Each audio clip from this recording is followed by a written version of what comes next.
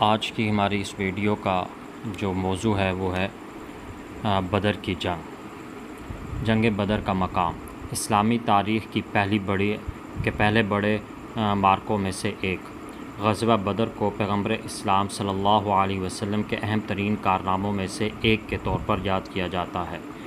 جنگ بدر سے متعلق چند دلچسپ حقائق ہیں جن میں سے چند ذیل میں درج ہیں۔ نمبر 1، جنگ کب لڑی گئی؟ جنگ بدر کی ایک بڑی حقیقت جو شاید بہت سے لوگوں کو معلوم نہ ہو یہ ہے کہ یہ 17 رمضان کو لڑی گئی۔ یہ فیصلہ کن جنگ جو اسلام کے دشمنوں کا مقابلہ کرنے کے لیے لڑی گئی تھی، اللہ کے حکم سے رسول اللہ صلی اللہ علیہ وسلم کے مکہ مکرمہ سے مدینہ منورہ کی طرف ہجرت کے 2 سال کے بعد ہوئی۔ قریش اور مسلمانوں کے درمیان اعصاب کی جنگ کسی بھی وقت کھلی دشمنی میں بڑھ سکتی تھی۔ ابو جہل مکہ مکرمہ کے ان بازوں میں سے ایک تھا جس نے محمد صلی اللہ علیہ وسلم اور ان کے پیروکاروں کے خلاف ایک نہ رکنے والی جنگ شروع کی تھی۔ اس کی جہالت نے مکہ کو مسلسل اشتعال کی حالت میں رکھا۔ محمد صلی اللہ علیہ وسلم کے بارے میں ابو جہل کی جو نفرت تھی وہ بہت زیادہ تھی۔ وہ ہر جگہ اور ہر وقت جو ہے ان کو نقصان پہنچانے کے چکر میں رہتا تھا۔ ابو جہل مدینہ کے مضافات میں گھس کر فصلوں اور باغات کو نقصان پہنچایا کرتا تھا۔ اس نے محمد صلی اللہ علیہ وسلم کو یہ دیکھنے دیا کہ اس کے جذبات میں کوئی تبدیلی نہیں آئی۔ مارچ 624 کے اوائل میں مدینہ میں اطلاع ملی کہ قریش کا ایک قافلہ شام سے مکہ واپس آ رہا ہے۔ اس قافلے میں نہ صرف تجارتی سامان بلکہ اسلحہ بھی تھا۔ ایک اندازے کے مطابق اس قافلے کو 50,000 دینار سونے کے ٹکڑے کا منافع ہوا تھا۔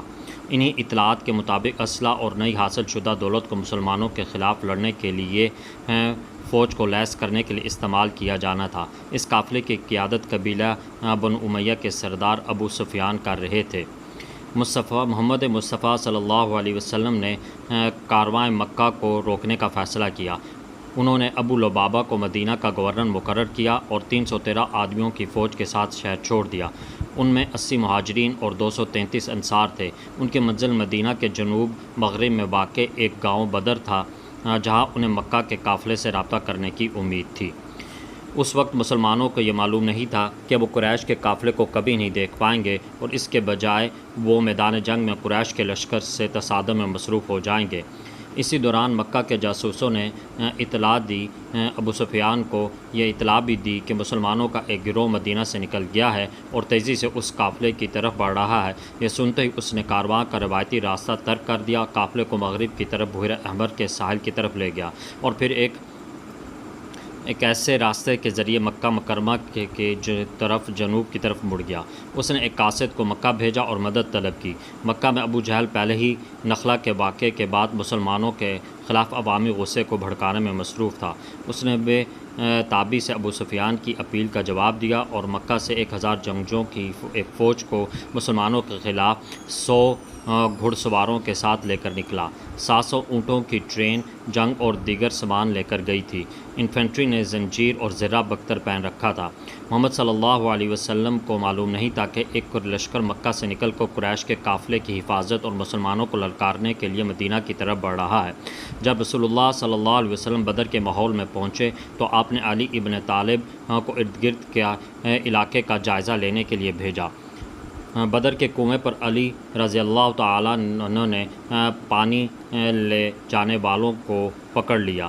ان کے سوالوں کا جواب میں انہوں نے بتایا کہ وہ ایک لشکر لیے پانی لے کر جا رہے تھے جو مکہ سے آئی تھی اور جو قریبی پہاڑوں کے دوسرے کنارے پر پڑی تھی۔ حضرت علی پیغمبر اسلام صلی اللہ علیہ وسلم کے سامنے پانی لانے والے لے آئے۔ ان سے معلوم ہوا کہ قریش کا قافلہ پہلے ہی فرار ہو چکا ہے اور اسی وقت مسلمانوں کا مقابلہ مکہ کی فوج سے ہو رہا ہے۔ بدر کے محلے میں پہنچ کر محمد صلی اللہ علیہ وسلم نے علی رضی اللہ تعالیٰ عنہ کو چند دوسرے لوگوں کے ساتھ آگے بھیجا تاکہ چشموں کے اوپر اٹھنے والی زمین کا جائزہ لیں۔ وہاں انہوں نے دشمن کے 3 پانی برداروں کو حیران کر دیا جب وہ اپنی بھیڑ کے کھالیں بھرنے والے تھے۔ ایک قریش فرار ہو گیا، باقی 2 کو پکڑ کر مسلم فوج کے پاس لے جایا گیا۔ ان سے محمد صلی اللہ علیہ وسلم نے اپنا دشمن کی تعداد کے بارے میں دریافت کیا۔ 950 آدمی تھے۔ مسلمانوں کی فوج کی تعداد سے 3 گنا زیادہ تھے۔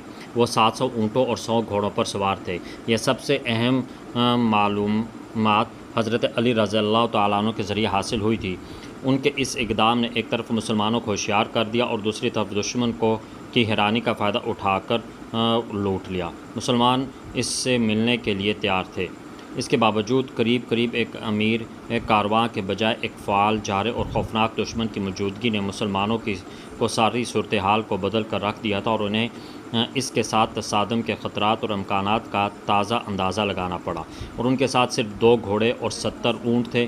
ان میں سے بعض کے پاس تلواریں تھیں لیکن ڈھالیں نہیں تھیں، اور بعض کے پاس ڈھالیں تھیں لیکن تلواریں نہیں تھیں۔ نبی صلی اللہ علیہ وسلم جو ان ظاہری معذوریوں سے واقف تھے، انہوں نے جنگ کی مجلس بلائی اور اس معاملے کو اپنے اصحاب کے سامنے غور و فکر اور فیصلہ کے لیے رکھا۔ پہلا آدمی جو اس نازک موقع پر بولنے کے لیے کھڑا ہوا وہ مقداد تھا۔ اس نے مہاجرین کے جذبات اور خیالات کا اظہار کیا کرتے ہوئے کہا، اے اللہ کے رسول، خدا نے آپ کو جو حکم دیا ہے اسے کریں، ہم آپ کے ساتھ ہیں، اور اب ہر وقت اور ہم آپ کو یہ نہیں بتائیں گے کہ بنی اسرائیل نے موسیٰ سے کیا کہا تھا، تم اور تمہارا رب جا کر دشمن سے لڑو، جہاں تک ہمارا تعلق ہے ہم یہیں رہیں گے اور یہیں بیٹھیں گے، ہم بنی اسرائیل کے نقل نہیں کریں گے، ہم آپ کے حکم کی پیروی کریں گے اور آپ کے حکم کی تعمیل کریں گے۔ محمد صلی اللہ علیہ وسلم نے مقداد کو دعائیں دیں، لیکن مقداد مہاجر تھے اور محمد صلی اللہ علیہ وسلم یہ جاننے کے لیے بے چین تھے کہ انصار کیا کریں گے۔ انہوں نے اندازہ لگایا تھا کہ انصار مدینہ کے دفاع میں خود لڑیں گے، لیکن اپنے شہر سے باہر لڑنا پسند نہیں کریں گے۔ ان کی اس پریشانی کو محسوس کرتے ہوئے انصار کے سرداروں میں سے ایک سعد بن معاذ اٹھے اور کہا، ہم نے گواہی دی ہے کہ آپ اللہ کے رسول ہیں، ہم نے آپ کو آپ کی اطاعت کا عہد دیا ہے، آپ صلی اللہ علیہ وسلم جہاں بھی جائیں گے ہم آپ کے ساتھ چلیں گے، اگر مشرکوں کے ساتھ مقابلہ ہوا تو ہم آپ کی حمایت میں ثابت قدم رہیں گے، جنگ اور امن میں ہم آپ کے وفادار رہیں گے۔ اس ویڈیو کا بقیہ حصہ اگلی ویڈیو میں انشاءاللہ ریکارڈ کیا جائے گا۔